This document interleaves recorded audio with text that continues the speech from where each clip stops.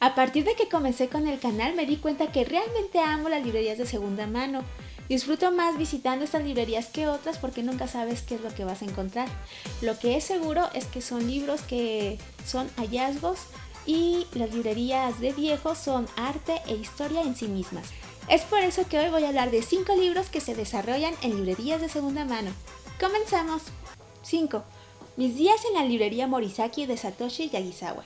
La vida de Takako-chan da un giro repentino cuando su novio, que también es su compañero de trabajo, le dice que se va a casar.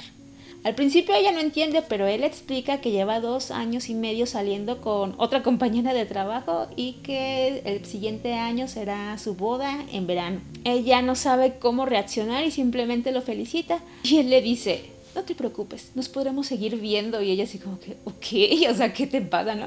Pero como nunca expresa sus sentimientos, pues solo dice, ok, o sea, no le dice nada. Después de unos días de insomnio, de bajar de peso y de estarse encontrando continuamente con ellos en el trabajo, decide renunciar. Su mamá está muy preocupada, por lo que contacta a su hermano, que vive en Tokio, para que la apoye. Él le llama y le dice que vaya a vivir a la librería familiar llamada Librería Morisaki, pues nadie vive en el cuarto que está sobre la librería. Como no le dan mucha opción y se le está acabando sus ahorros, entonces pues decide mudarse.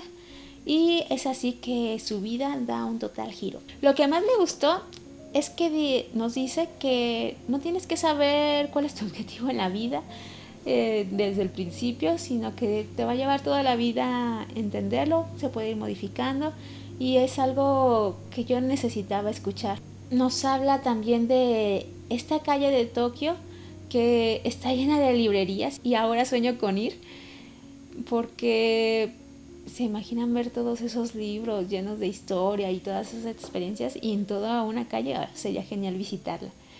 Menciona autores clásicos de la literatura japonesa, entonces también es una buena forma para conocer algunos de ellos y después leerlos. Mi pasaje favorito es el siguiente: a veces es necesario parar, es como una parada en un largo viaje. Imagina que has soltado el ancla en una pequeña bahía, descansarás un poco y tu barco zarpará de nuevo. Entonces, este libro está muy bonita su portada y también tiene gatitos, aunque en la historia no aparecen, solamente en la portada. 4. El gato que amaba los libros de Sosuke Natsukawa. Rintaro es un chico que no destaca especialmente en algo. Sus padres se divorciaron y su madre murió joven, por lo que desde que entró a la primaria vive con su abuelo. Todo comienza una mañana cuando va al cuarto de su abuelito y lo encuentra ya sin aliento. El doctor dice que tuvo una muerte muy tranquila, aunque para Rintaro esto no termina de encajar, como estas dos palabras, ¿no? También vivían ellos en la librería, que en este se llama Natsuki. Sorprende mucho de que la muerte pueda parar en un instante lo que su abuelo venía, toda la rutina y los hábitos de su abuelo que venía haciendo durante décadas. En esta librería de segunda mano podrías encontrar obras maestras de escritores de todo el mundo.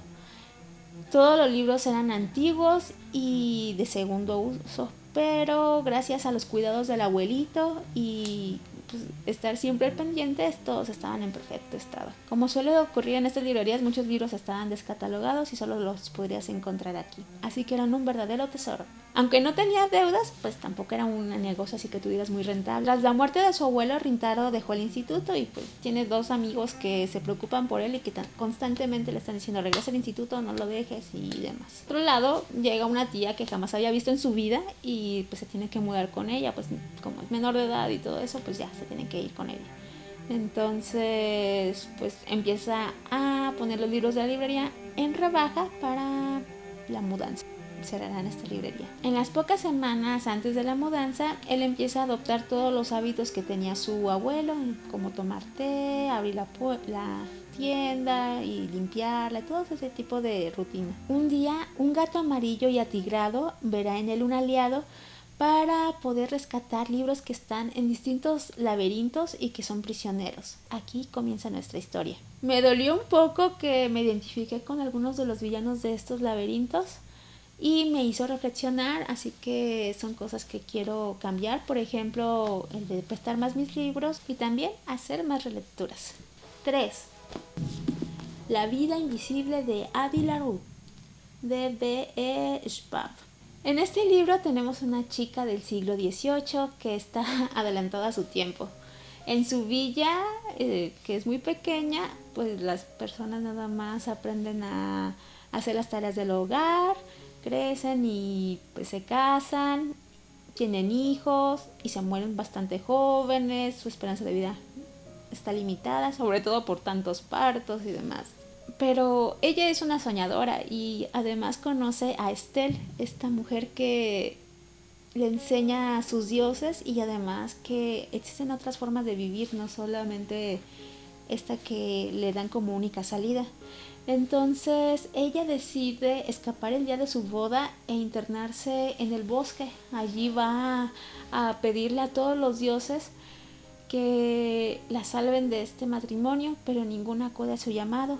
Entonces al caer la noche hay alguien que responde, un dios de la oscuridad, que Estelle advirtió que con él nunca hiciera un trato, pero es tanta su desesperación que decide intercambiar su alma por un deseo. Así es como Addie LaRue se vuelve inmortal, pero hay un pequeño problema. Todo mundo la va a olvidar, nadie la recordará. Pasan los siglos y en un pequeño callejón de Nueva York encontraron una pequeña librería llamada La Última Palabra.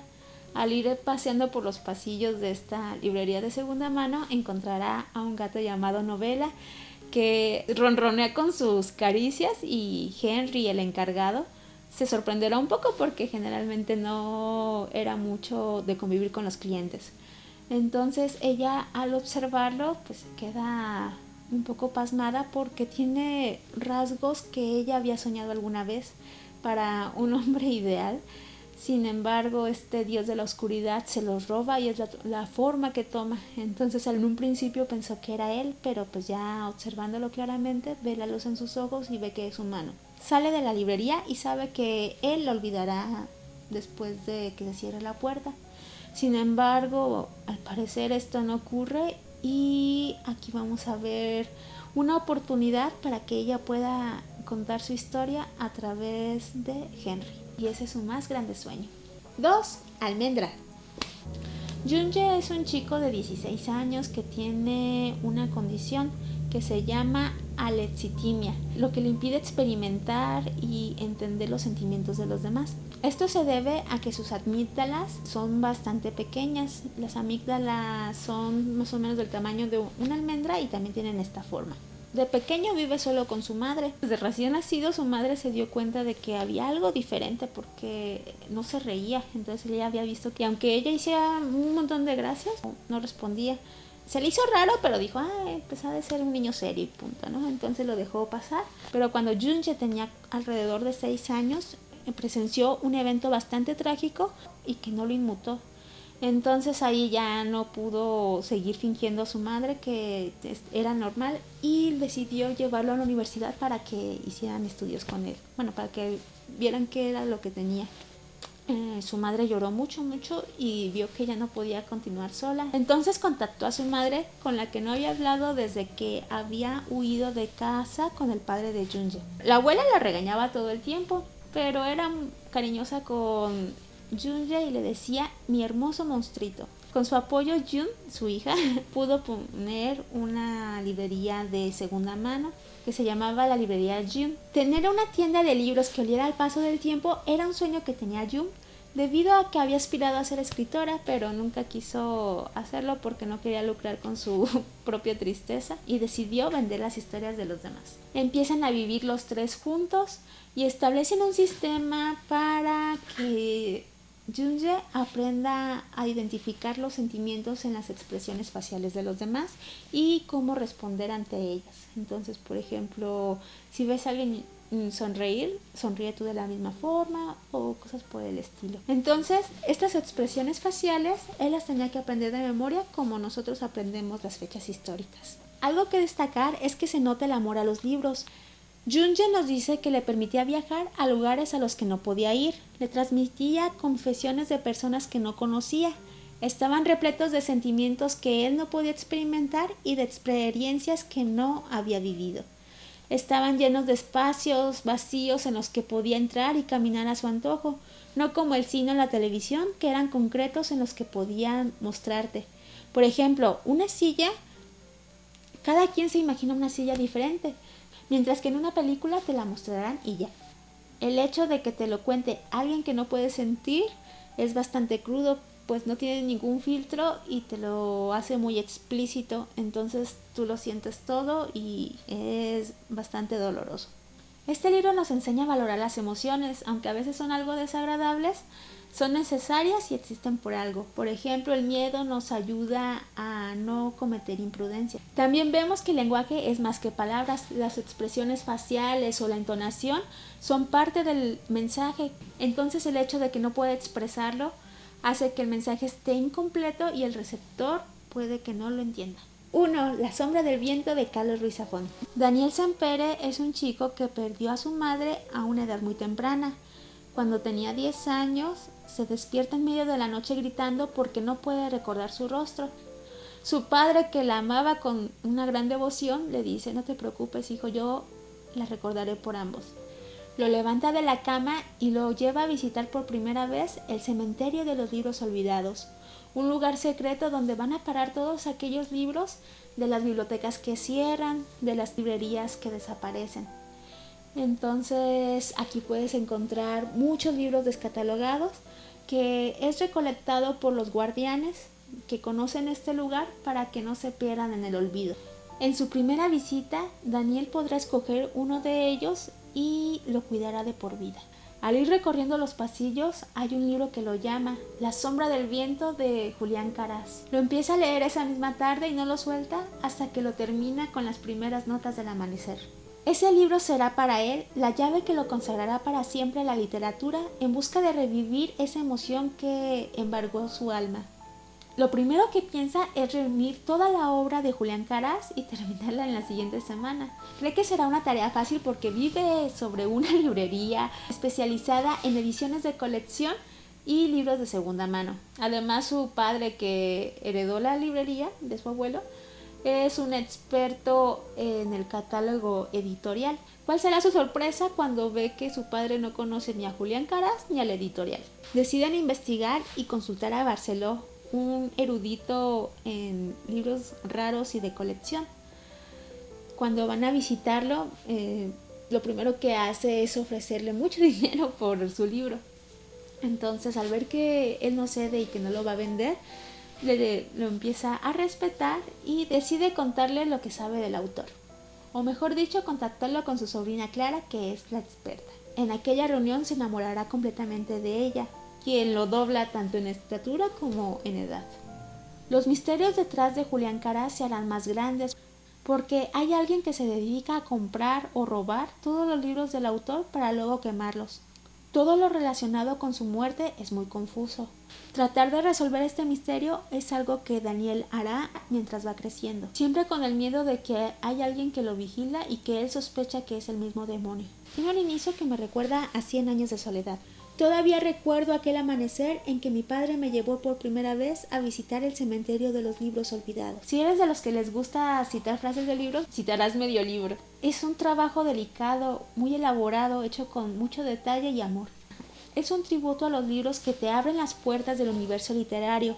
Esa llave será diferente para cada uno de nosotros. Pero una vez que entremos, querremos explorar esos pasillos repletos de historias, buscando revivir esa sensación en nuestros corazones de leer un libro que nos transporte y conecte con nuestra alma. Diría Clara, como la primera vez que besas a alguien, esa chispa de la primera vez que no se olvida. Leer puede hacerte vivir más y más intensamente, te cambia la vida. Hasta aquí el video de hoy, Libelesa, espero que les haya gustado. Dejen en los comentarios el nombre de su librería de segunda mano favorita y también qué es lo que más les gusta de estos lugares. Recuerden que los quiero mucho, les mando un gran abrazo y nos seguimos viendo en futuros videos de Mankers Books. Olvídense en los que se desarrollan. Es por eso que hoy voy a hablar de 5 libros que en que se desarrollan. Al principio, adiós. Al principio Ay, Dios mío. Entonces contactó a 5, no, 5 no, 1. Y una noche se despierta porque no puede recordar su nombre. ¿Su nombre?